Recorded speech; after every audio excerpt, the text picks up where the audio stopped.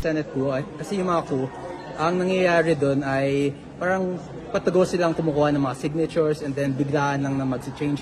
But me, I'm a very open person. I'm telling this now.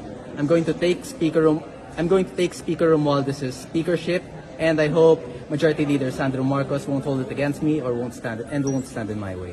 Thank you, everyone. May suporta po kayo sa mayorya ng mga kongresista? May mga We're getting the nakausap na numbers. We have one now, two maybe, if we're lucky. Pero marami But we kayong will win. kailangan. Huh? Kailangan majority, di ba? Majority, Yes. sir. Malapit na ba kayo doon? Very close. We'll see. We'll see. Mahigit 100 na po Ilan ba na, ng sir, na po kongresista? signature mo? Hindi, wala pa akong nagsisignature. I'm not collecting signatures. All I Nakakausap po. Ha? Yung nakakausap niyo po ba? Nakausap Malapit ko na. sa majority? Almost lahat sa plenary nakausap ko na, mixed reactions. Some are open to it, some are supportive, and some wish to continue supporting Speaker Romualdez. Bakit sir, humihina na ba yung support kay Speaker? Well, I think the public can speak to that. It's not for me to say because at the end of the day, the House represents the people, and the people's sentiments is what will say whether or not Speaker still stays strong or whether his leadership is weakening. Kailan mangyayari yung change of leadership? We will see. As soon as we have the numbers, I will immediately announce it. Thank you, sir. Thank you. Sir, anong sagot ko dun sa ikapalda na ethics complaint against yung former party mates ko? Okay, medyo mahaba yung sagot ko. Pwede bang, can you allow me to explain? Para magiging speech na to eh.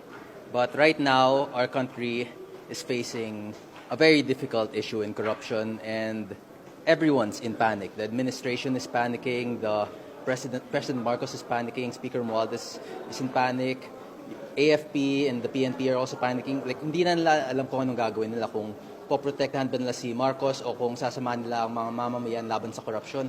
It's a very, very chaotic time in our country, but a very, very important time in Philippine history as well.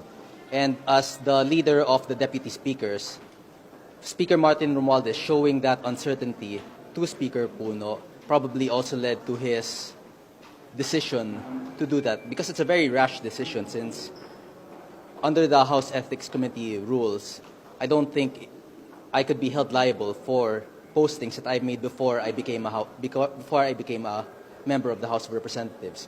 And as you can see in his press conference, he also stated that there are issues questioning my mental health and plenty of other issues involving me inciting to sedition. And I think, as far as I'm aware, and as far as what my father has previously told me before he passed away, Chairman Puno, I believe, is a good man, but he's just driven by his strong emotions at this moment, and I hope that we can resolve this peacefully. Whatever decision the court or the whatever decision the courts will decide or the House Ethics Committee will decide, I am open to receiving, because I believe that I also as a member of the House must be held accountable for my actions. That will be all, and thank you. Na po ba si Deputy Speaker Puno after po nung in-announce niya na magsasampa sila ng ethics complaint po? No, we haven't spoken. Sir, yung post nyo, kung yung post nyo, supposedly joking about the house being burned down, do you think it's enough proof para sabihin na kayo ay nag-incite to sedition?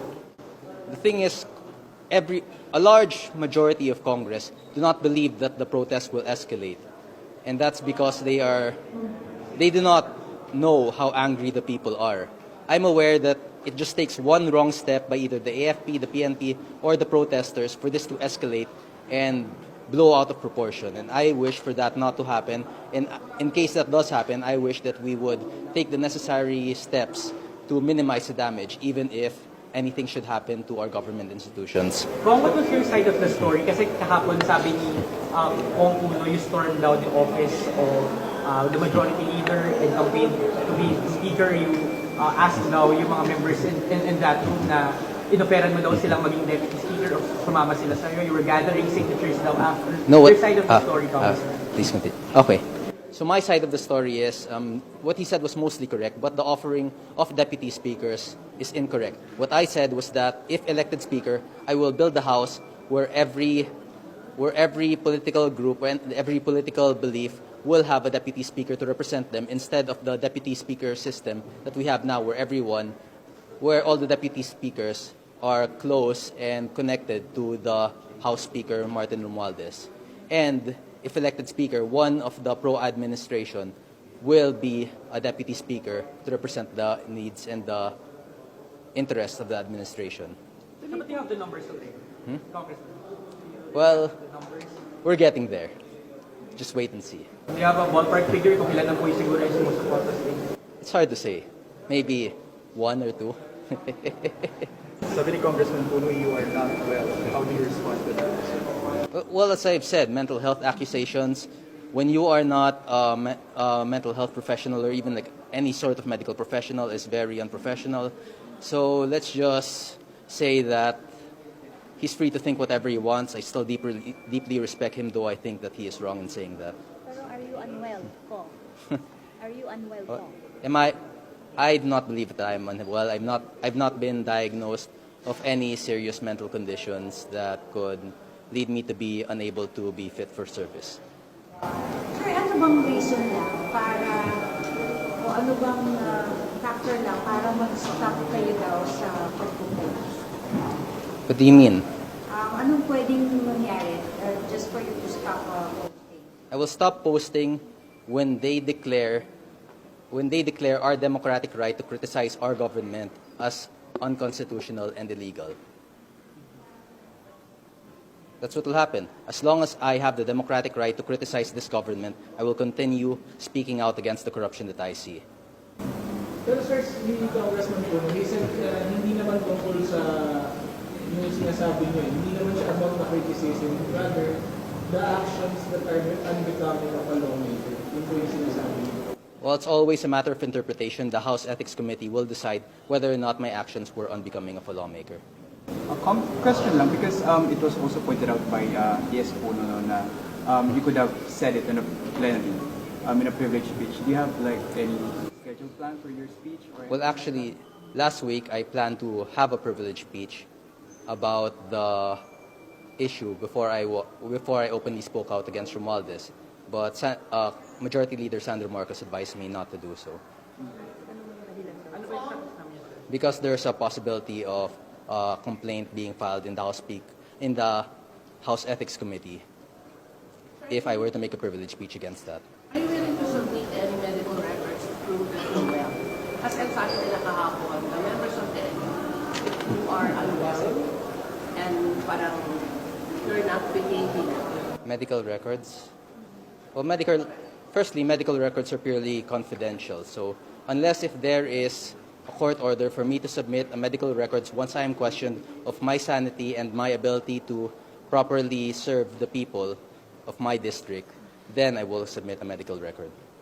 But are you willing to voluntarily give this, sir? That will set a bad precedence if we do that, because anyone who is accused of having a mental health condition must now present their medical health records. That's not the type of country that we want to make. It's not the type of system we want to make, because anyone could just keep calling someone mentally unfit or unwell, and then it will force that person to have to publicize all of their medical conditions. Pero will you abide with the Ethics Committee's decision just in case? Yes, what I've said, I'm willing to lose my position as a House representative if the Ethics Committee deems it necessary and just. Sir, may mga allegations lang din or mga insinuations na may mga kumukumpas daw sa inyo or may mga tao daw na susulsol sa inyo. Your reaction to that, Congressman? Who do you believe those people are? That's my question first. Just insinuations? No, I'm completely acting out of my own volition, so please do not involve my family anymore. Kasi nadadami din si Mayor Jenny at yung kapatid ko si Vice Mayor Barzaga. And hopefully, to ease their stress and to ease their tensions, I want to say that everything is my actions. The Mayor and the Vice Mayor has also cautioned me not to push through with this, with my campaign against Martin Romualdez. Kayo po na nakaupo, subukan nyo namang tumayo.